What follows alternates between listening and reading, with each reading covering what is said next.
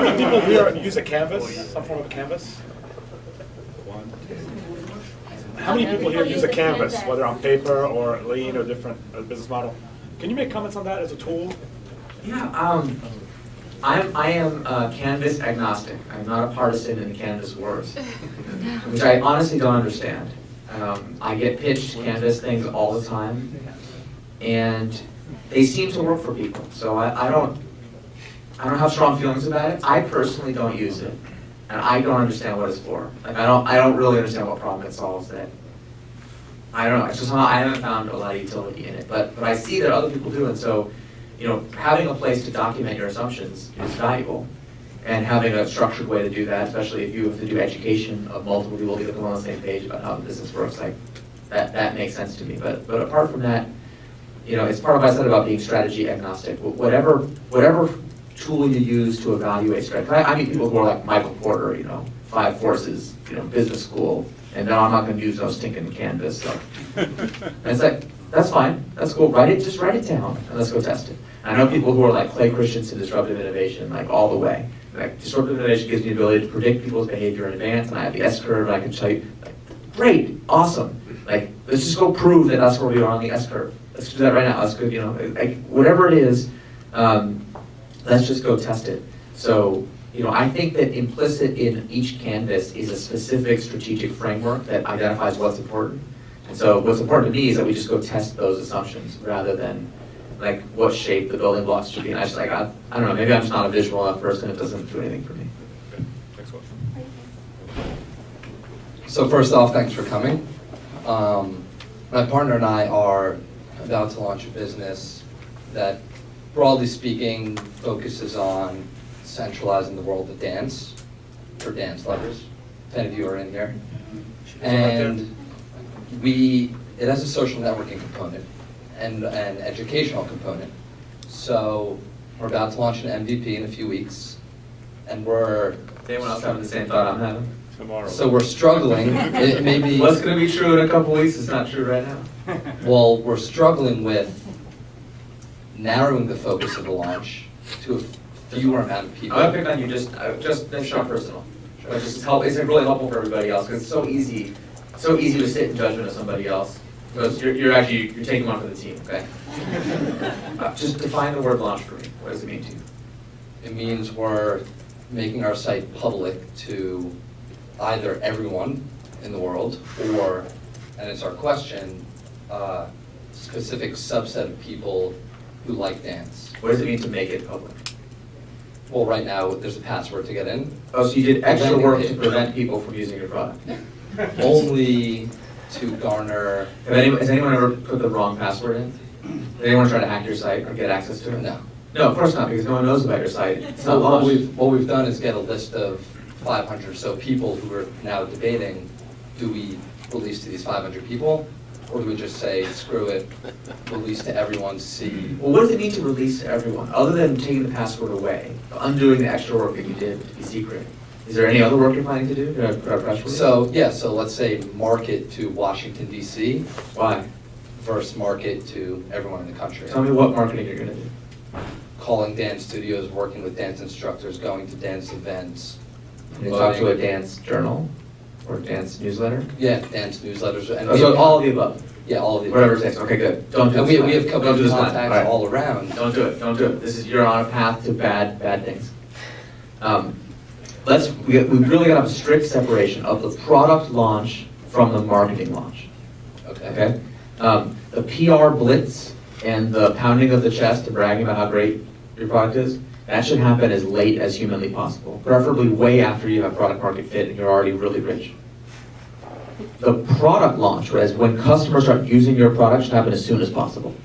The window of time where you get maximum learning is the time in between those two events. If you think about like Facebook on the Harvard campus, or eBay with the Pez dispensers, or Google and Stanford, like all the famous startup stories, you will notice everything of consequence happened between the time customers started using the product and the time that the world found out about it. And people who are in a rush to do the press release are cutting themselves off from that most precious time. It's also by like really fun time, so don't be in a rush. And the nice thing about being a startup is nobody cares about what you're doing. That's more effective than any password. to keep your IP secret, is the global indifference to your product. So you don't need no password, don't do extra work, don't need it. So take the password off right now, tonight when you get home. And then tomorrow, just live through a day where nobody uses your site, even though they could have. Just feel it. Feel what it feels like. Anyone in the world can go to your site tomorrow, but no one's going to. Just really, establish that baseline. Remind yourself that nobody cares. And then the day after tomorrow, you can get serious about how do we get some customers in here. Now, the kind of marketing that counts, that's okay to do, is the kind that's per customer, micro test, individual customers, conversion rates, trying to figure out how do I get people's money, the thing that the water person's going to do. That's all good. The kind of activities that you should stay away from are anything one-time unsustainable. So no PR blitz, nothing you can't undo. Really try to keep it controlled at first. And just figure out, does the product work as well as you think it works? And if the product's not ready, there's some bugs, some problems, features that are missing, you should be so lucky that your customers yell at you that it's missing the features you think it's missing. That means they agree with you and they care. That's a great outcome. Way better than what's going to happen, which is no one's going to yell at you because nobody cares. Okay? Thank you. Over here. I told you it was for everybody else's good. I hope it was helpful to you too. Follow-up to that. I run a mobile proximity app for the military veteran community called POSRAP. And so we have an access code on our product to make sure that only veterans are getting on the platform. So according to what you were telling him, you said get rid of the access code, and there's enough social networks out there that non-veterans just won't sign up.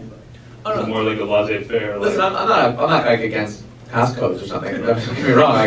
If there's a reason, if there's a logical reason why the product is improved by restricting it to veterans, and that could be totally reasonable. Right. It's all about what are you really trying to learn and what's necessary to learn. See, this password is preventing any learning from taking place. Right. So that's not only is it not maximizing learning, it's exactly the opposite.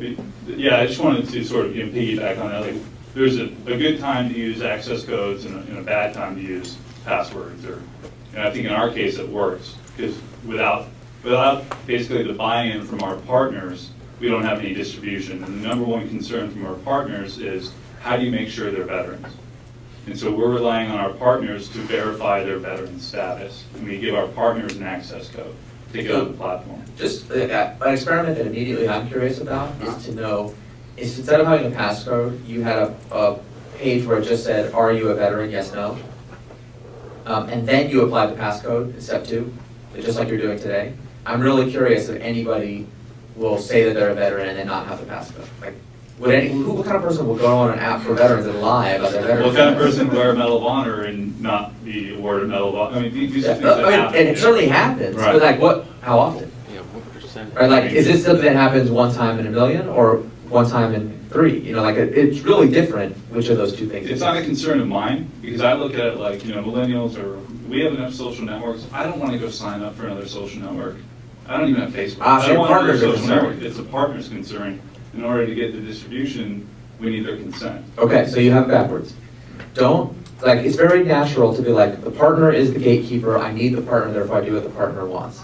But that's backwards. This is the product I need to build that will grow and change the world. Right. Now, how can I somehow squeeze this into the partner's issues, somehow get them to do what I want? Yeah. A classic thing in this situation is once you measure the true lying rate, if you discover that it really is 1 in a million people who would do this, it's not basically never going to happen, then you go to the partner and you say, I guarantee you, there'll be no non-veterans in there. You can spot check it. Anytime you want, you can call 10 people on the platform, I guarantee. And then they're like, oh. I totally agree with you, but there's the human psychology aspect of it. I totally agree. I would say we don't even need access codes, but without their sort of wink, nod, okay, we're with you. No, you're saying you're with me, but you're not with me. I'm saying you build the product that you need to build, and then you go get this gatekeeper, whoever they are, to buy into it. By whatever means necessary. I know a lot of people that what they do, they'll invent a new technology. We have the new veteran voting psychology profile tool that automatically detects whatever, some nonsense thing you made up because you're proving that something that doesn't happen. All technologies that are effective. Right? Every diagnostic that says this doesn't happen is correct because it doesn't happen. So what is you have to do kind of whatever it takes to convince the partner to kind of just trust me, just get over it. because there's not actually going to be any harm caused because you actually know the facts. I wish there would. Yeah, well, so don't wish it. Will it? Let's There make you it go. happen. Make it happen. Make it happen. It can't. Where there's a will, there's a way. Thanks. Eric, thank you so much for being here tonight. I have two brief questions. One, what do you do when you care about two things that are different? Is there something detrimental for testing two ideas that are sort of in the same space simultaneously? The other one is, I happen to work for a large bureaucratic organization where meritocracy is not promoted, which shall remain anonymous. How do you overcome that? And how do you create a culture of lean within a bureaucratic organization? That would be Northern Virginia. Yeah, I mean, I was about to be like, oh, yeah, right, the top part, really. Seems like there's a lot of companies, a lot of organizations in this town that could meet that description, so I'm like, okay, I don't have any intuition about what you're talking about. Let's start with the two different ideas first, because generally, I'm not opposed to having multiple ideas, but I think it's just better to test them sequentially rather than in parallel. Why not just test one and then it doesn't work, test the second one? I can't really think of a situation where multitasking would make the learning more effective. But I'd be open, like, it's not that it's an iron rule or something, it's just I can't think of a situation where that would be true. Certainly you could build one product that tests multiple hypotheses. I mean, that's true of every product. So that may be what you're asking, in which case that might be helpful now. Okay, two different ideas. I say just do one at a time.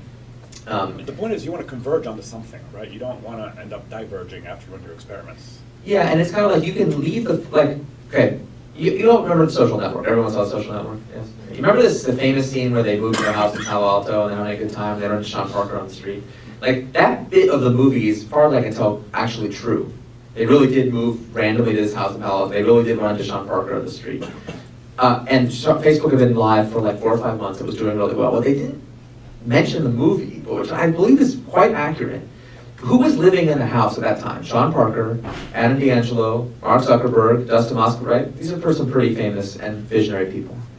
Who was working on Facebook in the house at the time? Anyone know? Was it Mark Zuckerberg? No. He was not interested in Facebook. He moved on. It was a failure in his mind. He was already working on something called Wirehog, the successor to Napster. Was it Adam D'Angelo, CEO of Quora? No. He was apparently working on a tool that would allow him to wave his hands in front of a webcam so that he could not get carpal tunnel syndrome, program through webcam something. And I can't remember what Sean Parker was working on. No, nobody's working on Facebook except for Dustin Moskovitz, who doesn't know how to program and is therefore useless. Teaches himself how to program so that he can like field the calls of schools trying to get more schools added to Facebook. Okay, now I want you to visualize. You're in the Facebook house in the year 2004 when this thing is blowing up, and you're as visionary and genius as Mark Zuckerberg, and you still might miss the signal that your first idea actually is kind of the winner that you can spend the rest of your life on and be working on Wirehog. Things like that. That happens to everybody. So it's like, it's totally fine. Like, do one, then do the next. Because the reason that Mark Zuckerberg is one of the richest people alive is because he launched Facebook as a complete MVP and he left it running even after he wasn't interested in it anymore. If he had done half of Facebook and half of Wirehog, then we would know his name today. So that's just a tip. Over here. David? Once again, thanks for coming. Thank you. It's been actually really good. It's very insightful. I have a question. You actually just touched on something that touches on it from before. And it's kind of the ongoing debate between pay versus grow, Yep. or the freemium question. And you kind of touched on that. It sounds to me, some of the things you've touched on is the idea of a difference between product and marketing and that magic window. And maybe it's a question of experiment versus marketing. When you're talking about asking for money as an experiment, Yeah. you might not charge for it to grow. First question. So the question is, should you charge or should you not? And what are the kind of the measures to decide when that's appropriate or not appropriate? Oh, good. Thank you for that question. This is one of those annoying answers that no one ever likes, which is it depends. Well, at least I'll tell you what it depends on.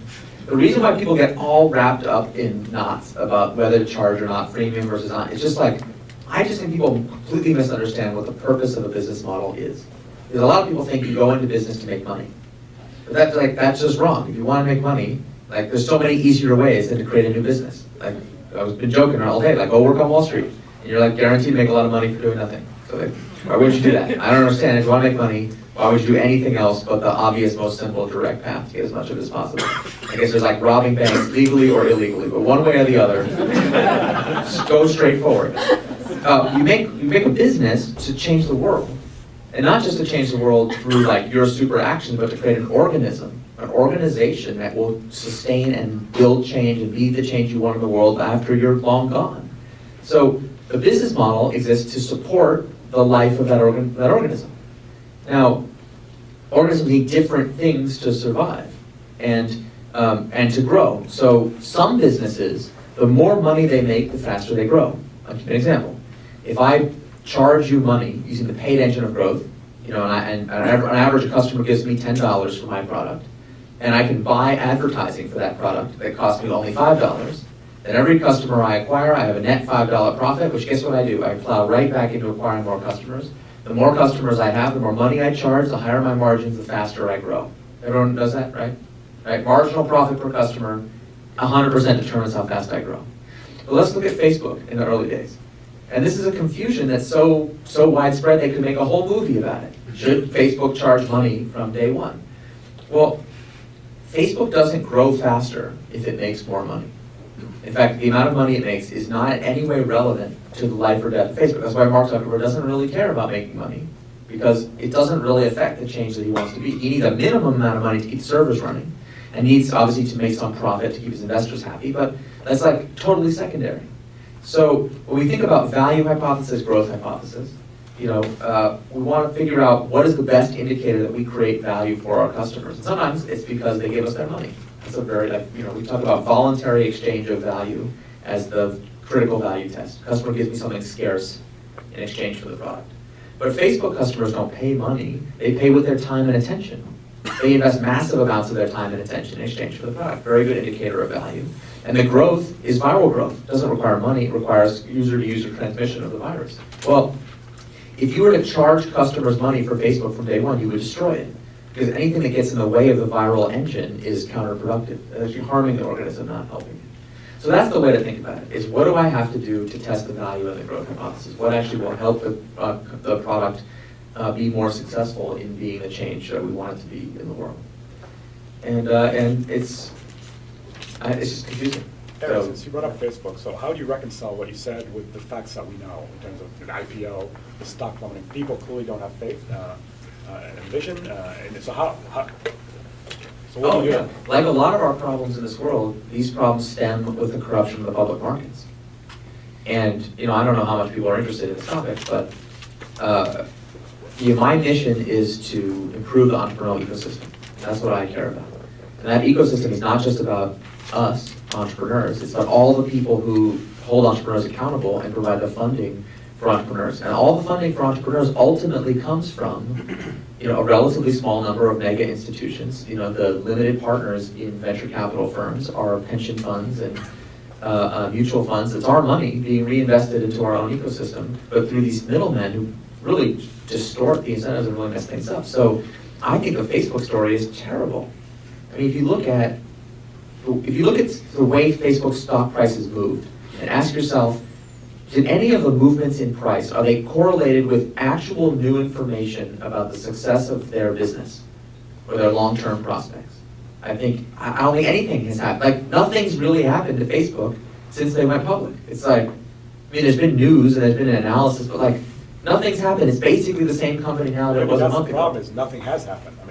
But what are people expecting? Right? Is that this ridiculous, hyping up of the stock to drive the prices up as high as possible, and then the disappointment? It's like all the noise around Facebook is counterproductive energy that's actually making it less likely for Facebook to succeed. And if you read the S1 filing of Facebook, it's true of Google's S1, by volume, a massive percentage of the S1 is a description of all the things Facebook is trying to do to resist the corrupting influence of the public markets. Think about all those structures and legal shenanigans they went through to be like, listen, Wall Street, we are not going to listen to you.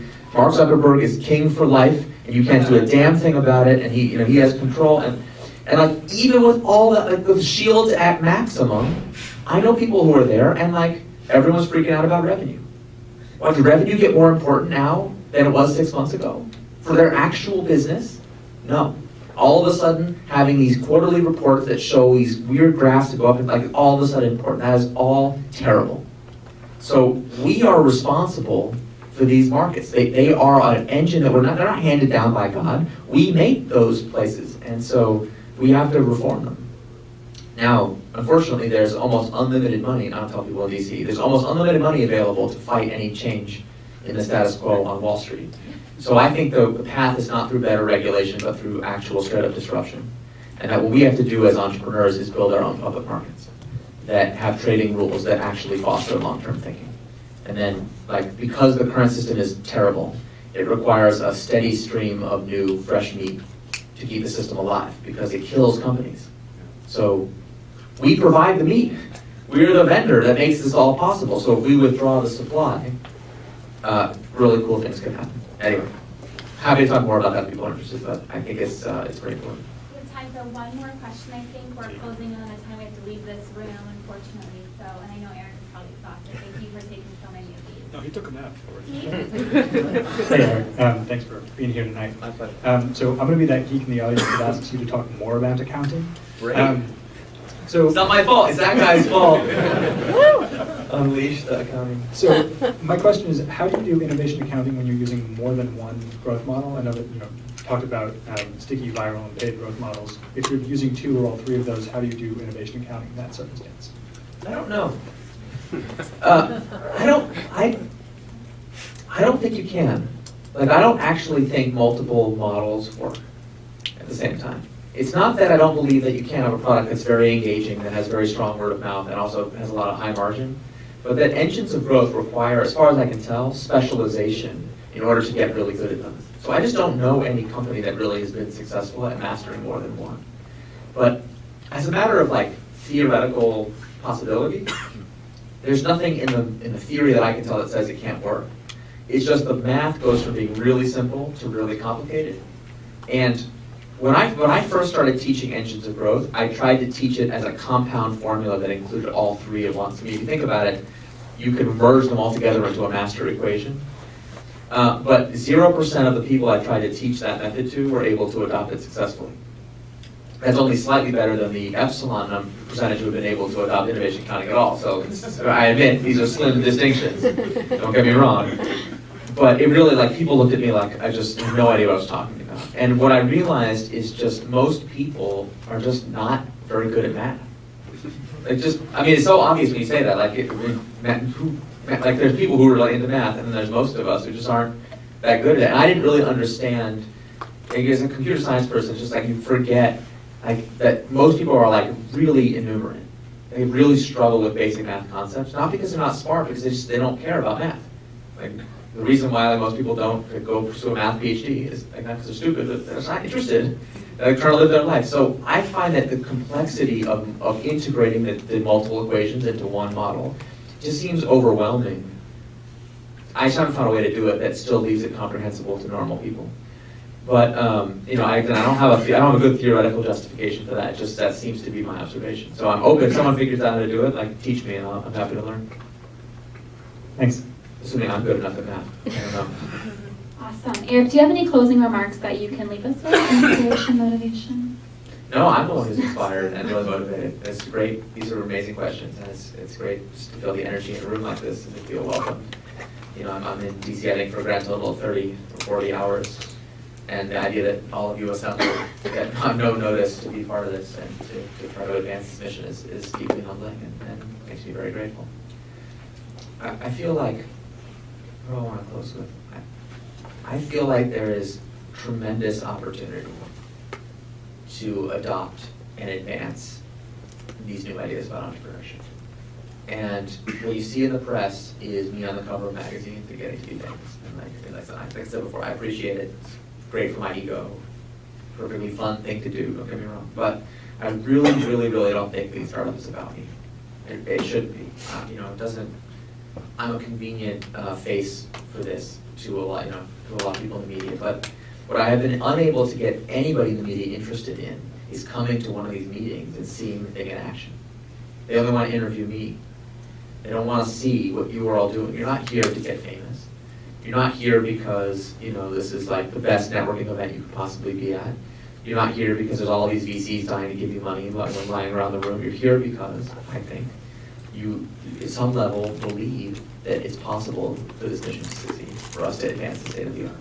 So first of all, when you hear people being like, I don't need startup, that's overhyped, it's, I'm tired of it. Like, remember that people like, they didn't know how to get tired of things. TechCrunch went from never using the word pivot to banning it from their coverage without ever going to the intermediate step of using it correctly even one time. Okay, so just remember that. Don't get confused what you see in the press. This is the work that really matters. This is the crucible where this kind of innovation happens. And what I hope all of you will do is go push the boundaries, go be on the bleeding edge, find out what works and what doesn't work, and share it with the rest of us. It's my job to make you famous if you learn something new. That's literally what I do for a living, is to tell stories of people who have figured out new things, people smarter than me, people actually doing the work, not just traveling around being a talking head. So if you find something in these sort of useful or counterproductive or either way, please tell me. Write about it, share it with each other, be there to help make that happen. You know, be part of that scientific revolution. So thank you all very much. Appreciate it.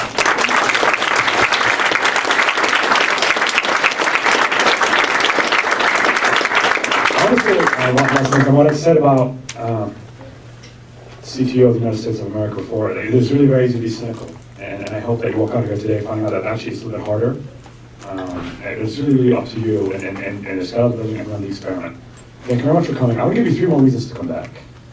And actually, you guys benefit from this too. On September the 28th, Baltimore Startup Weekend is happening. Then you can go do your thing, but you have to be back here on October 26th for TEDx Mid-Atlantic. This is sponsored by the Case Foundation, the Team is Be Fearless, Startup Entrepreneurship. And last but not least, I just did a Lean Startup Machine here in DC at 45. In August, it went great, and it's coming back November the 16th. It's going to get announced soon, and that's a really great place to get kicked out of the building by me and forcing you to talk to customers and see really what it's like. It's a phenomenal learning experience. And of course, every month, there's a meetup here or in Baltimore. And I just want to add also that this video, I'm going to put it on the YouTube channel of Baltimore Lean Startup if you want to go back and ponder and rethink what was discussed today. But thank you all very, very much for continuing to make the DC meetup sold out. And that's something I envy you guys for consistently, the great program. But really that speaks to your motivation and your mission to learn and improve things. So give yourselves a hand. Thank you.